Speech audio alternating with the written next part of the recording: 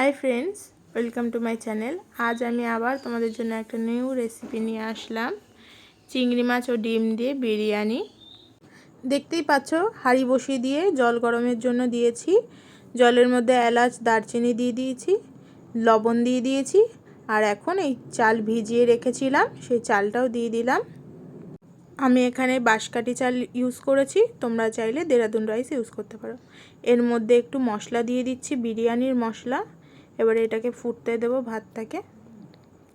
ভাত হয়ে গেছে, নামিয়ে নিলাম। এখন এটা জোড়া দেব, মানে ঠান্ডা করতে দেব। ঠান্ডা করতে দিয়ে এখন চিংড়ি মাছটা করে নেব। ছাড়ানো চিংড়ি মাছের মধ্যে নুন হলুদ মাখিয়ে নিলাম ভালো করে মেখে এখন প্যান বসিয়ে দিলাম গ্যাসের উপরে। এখন চিংড়ি মাছগুলোকে ভালো করে ভেজে নেব। দেখো গাইস, ভালো করে ভাজা হয়ে যাচ্ছে, পুরো এরকম লাল লাল করে ভাজবে।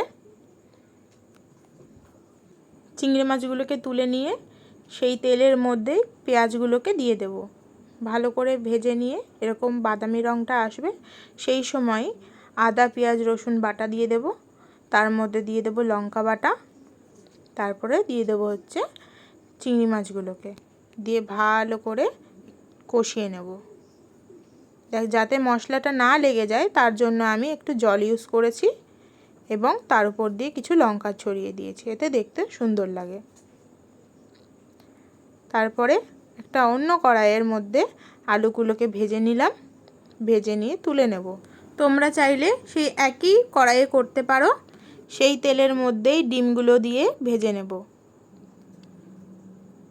হালকা ভাজা হলেই ডিমগুলো সব তুলে নিয়ে ওই আলুর রাখা বাটিটার মধ্যেই রেখে দেব।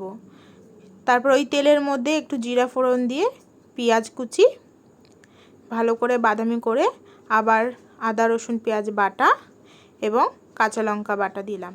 এখানে কিন্তু আমি কোনো রকমের শুকনো লঙ্কার গুঁড়ো ব্যবহার করিনি। চাইলে কাঁচা লঙ্কা দিয়েও তোমরা করতে পারো বা শুকনো লঙ্কা দিয়েও করতে পারো।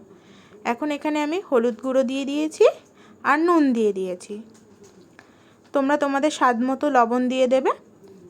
দিয়ে ভালো করে আমি এটাকে কষিয়ে নিয়ে অল্প জল দিয়ে দিলাম, দিয়ে ভালো করে কষিয়ে নেব যতক্ষণ না জলটা টেনে যাচ্ছে। জল টেনে গেলে তার মধ্যে ডিম আর আলুগুলো দিয়ে নাড়াচাড়া করব। আবার একটু জল দিয়ে দেব, একটু ঝোল ঝোল গ্রেভি টাইপের করব।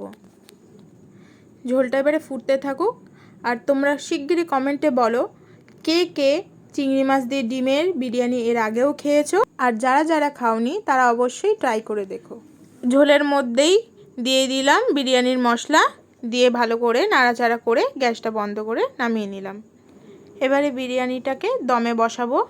বিরিয়ানির অনেকটা স্বাদ এই দম দেওয়ার উপরে নির্ভর করে, তাই জন্য এটা খুব ভালো করে দিতে হবে। প্রথমেই দেখতে পাচ্ছ আমি এলাচ তেজপাতা দারচিনি দিয়ে তারপরে ভাতগুলো ছড়িয়ে দিলাম।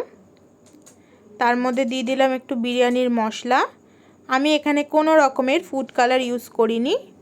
ফুড কালার ছাড়াও কি সুন্দর কালার হয় তোমরা দেখবে। এবারে দিয়ে দেবো বেরেস্তা, যেটা আমি ভেজে রেখেছিলাম। তারপর দিয়ে দিয়েছি ডিম চিংড়ি মাছের গ্রেভিটা, তার উপর দিয়ে আবার একটু ভাত ছড়িয়ে দেব। এরপর এইভাবে পরপর সাজাতে থাকবেন একটার পর একটা। আমার এখানে 4টে লেয়ার হয়েছিল। লেয়ারগুলি ভালো করে ছড়িয়ে দিতে হবে যাতে কোনো ফাঁকা না থাকে। সুন্দর করে ছড়িয়ে দেওয়ার পর এই ফাঁকে আমি আটা মেখে রেখেছিলাম। আটা দিয়ে এখন হাঁড়ির মুখটা পুরো কভার করে নেব যাতে কোনো রকমের স্টিম বাইরে না বেরোতে পারে। স্টিম যদি বেরিয়ে যায় তাহলে ভালো করে দম দেওয়া হবে না।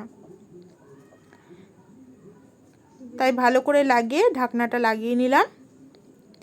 এবারে গ্যাসে বসিয়ে দেব। গ্যাসটা সিমে দিয়ে আমি 30 মিনিটের জন্য দমে দিয়ে দিলাম।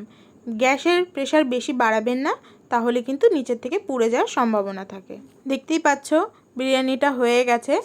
আমি এবারে এইগুলো কাচিয়ে সব ফেলে দেব। এখন বিরিয়ানিটা ঢেলে দেব। দেখতেই পাচ্ছ কত সুন্দর কালার এসেছে। আগেই বলেছিলাম ফুড কালার ছাড়াও এত সুন্দর কালার আনা যায়। আমার তো কালারটা এতই ভালো লেগেছে যে আমার আর তর্স হয়নি। আর টেস্ট করার জন্য তো জিভটা ছটপট ছটপট করছিল, তাই জন্য থালায় বেড়ে নিলাম। এখানে পেঁয়াজ আর লেবু আর একটা লঙ্কা নিয়েছিলাম। দেখো কত সুন্দর সেদ্ধ হয়েছে। আলুগুলো টিপে মেখে নিলাম। মেখে নিয়ে এখন মুখে দিয়ে দেব। তোমাদের মধ্যে এখনও যারা আমার পেজটাকে ফলো করোনি তারা প্লিজ আমার পেজটাকে ফলো করে দিও এবং আমার পাশে থেকো। আর ভিডিওটা ভালো লেগে থাকলে একটা লাইক কমেন্ট শেয়ার করে দিও। আর পরবর্তী কী রেসিপি তোমরা দেখতে চাও সেটাও কমেন্টে জানিও। খেতে খুবই টেস্ট হয়েছিল, আমার তো খুব ভালো লেগেছে। এমনিতেই আমি বিরিয়ানি খেতে খুবই ভালোবাসি। তোমরাও একবার ট্রাই করে দেখো।